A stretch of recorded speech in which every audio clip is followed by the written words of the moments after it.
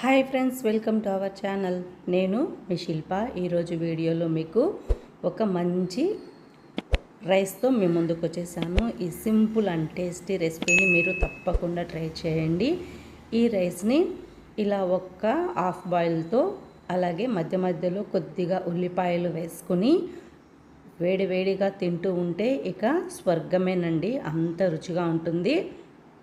మనకి వంట చేసే ఓపిక లేకపోయినా ఇలా వేడివేడిగా తాలింపు అన్నం చేసుకోండి, చాలా బాగుంటుంది. ఇక లేట్ చేయకుండా ఎలా చేయాలో చూసేద్దామా. ఇక్కడ నేను 1 కప్పు రైస్ తీసుకున్నాను. ఇది మనం వండుకున్న రైస్ అండి. ఇది చల్లార్చుకొని పొడి పొడిగా లేదా మిగిలిపోయిన రైస్తో అయినా చేసుకోవచ్చు. ఇందులో కొద్దిగా పసుపు, అలాగే రుచికి తగినంత సాల్ట్, కొద్దిగా కారం కూడా వేసుకోండి. అలాగే సన్నగా తరిగిన కొత్తిమీర, అలాగే ధనియాల పొడి కూడా వేసుకోండి. ఇలా వేసుకున్న తర్వాత ఈ రైస్లోకి ఈ కారం అంతా బాగా కలిసిపోయేటట్టు కలుపుకోవాలి. ఉప్పు కారం అంతా బాగా కలిసిపోయేటట్టు కలుపుకొని ఇప్పుడు ఈ రైస్ని పక్కన పెట్టుకొని ఇప్పుడు ఒక ప్యాన్ తీసుకుని స్టవ్ ఆన్ చేసుకోవాలి. ఇందులో కొద్దిగా ఆయిల్ వేసుకోవాలి. ఆయిల్ వేడైన తర్వాత పోపు దినుసులు వేసుకోవాలి. ఇలా ఈ పోపు ఒకసారి వీటిని దోరగా వేయించుకోండి.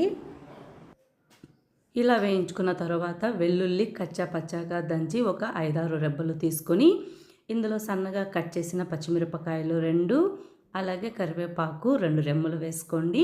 కారం మనం ఆల్రెడీ రైస్లో కలిపాం కాబట్టి చూసుకుని వేసుకుని ఇందులో సన్నగా కట్ చేసి పెట్టుకున్న ఒక టమాటా, అలాగే ఒక ఉల్లిపాయని చిన్న చిన్న ముక్కలుగా కట్ చేసుకొని వేసుకొని వీటిని కొంచెం మగ్గేంత వరకు వేయించుకోండి. మరి ఎక్కువ మగ్గాల్సిన అవసరం లేదు, కాస్త మగ్గితే చాలు. ఇప్పుడు ఇందులో కొంచెం రుచికి తగినంత సాల్ట్ వేసుకోండి. సాల్ట్ కూడా మనం రైస్లో కలిపాం కాబట్టి చూసుకొని వేసుకోవాలి. ఇప్పుడు గ్యాస్ని లో ఫ్లేమ్లో ఉంచి మనం ముందుగా కలిపి పెట్టుకున్న రైస్ని ఇందులో వేసేసుకోవాలి. ఇలా రైస్లో కొద్దిగా నిమ్మరసం కూడా వేసుకోండి, టేస్ట్ చాలా బాగుంటుంది. అస్సలు మిస్ చేయకండి ఈ నిమ్మరసాన్ని. కారకారంగా వేడివేడిగా కొంచెం పుల్ల పుల్లగా తగులుతూ ఉంటే చాలా బాగుంటుంది. ఇలా ఒక 2-3 నిమిషాలు రైస్ని బాగా కలుపుకొని గ్యాస్ని లో ఫ్లేమ్లో ఉంచేసి మూత పెట్టి ఒక 2-3 నిమిషాలు మగ్గిస్తే చాలు.